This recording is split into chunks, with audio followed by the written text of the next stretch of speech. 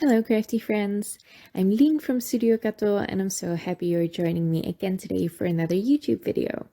Today I am sharing one of my favorite techniques for a really quick background, and that is some ink cube stamping. So I made both of these cards in under an hour, and all I used were some background dies, some foliage dies, and some ink cubes. I'm going to go right into the background technique, and I am just taking a scrap piece of cardstock. This happens to be Clairefontaine DCP 250 GSM cardstock, and I'm using a bunch of ink cubes to color this. I am just pressing the ink cube into the paper as you would if you were stamping an image. And I am trying to make a texture, so I am trying to have an organic fade from the yellow to the dark blue there, or the dark teal I should say. And I am checking with my nesting die. I am using the Pinkfresh Studio nesting hexagons. So I'm just checking if it fits on the background and if I get the colors that I want in that little shape. And I'm going to do the exact same thing on a second piece of paper with some other colors. Again, all of the colors are listed in the top left corner of the screen, so you can follow along there.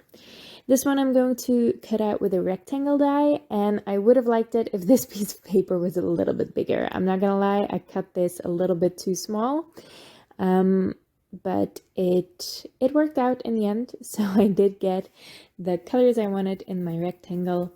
I just wanted a little bit more space to shift my rectangle down a little bit and get more of that purple in there.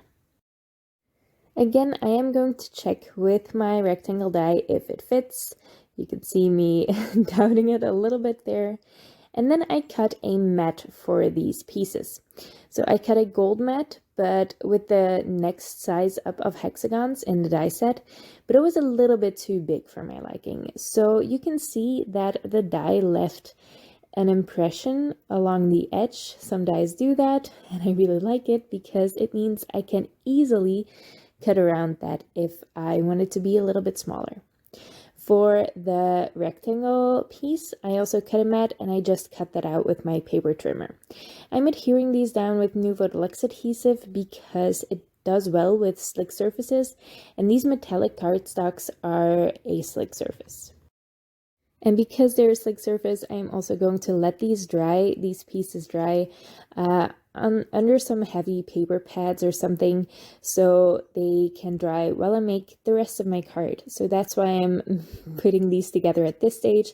Usually I put everything together at the end, but I figured this would shift on me if I tried to glue things on top of it, so I didn't want that to happen.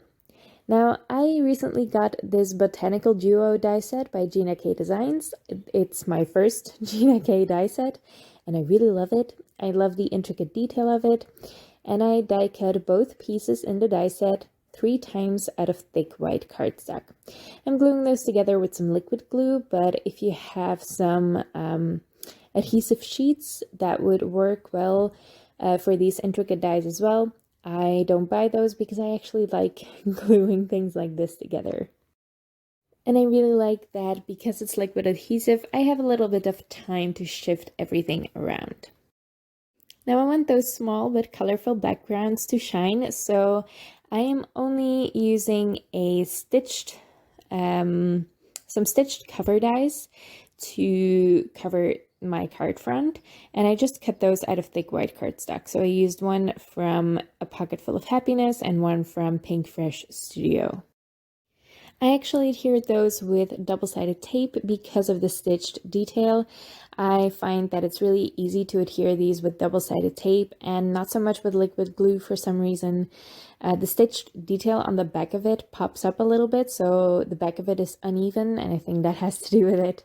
And I'm propping the colorful backgrounds up on some foam tape. Then my stacked die cuts, I'm just gluing on top, but I'm not centering them because I don't like it when things are centered. You probably know by now. I'm just offsetting it to the side of that background, and that means that the background shows a lot as well.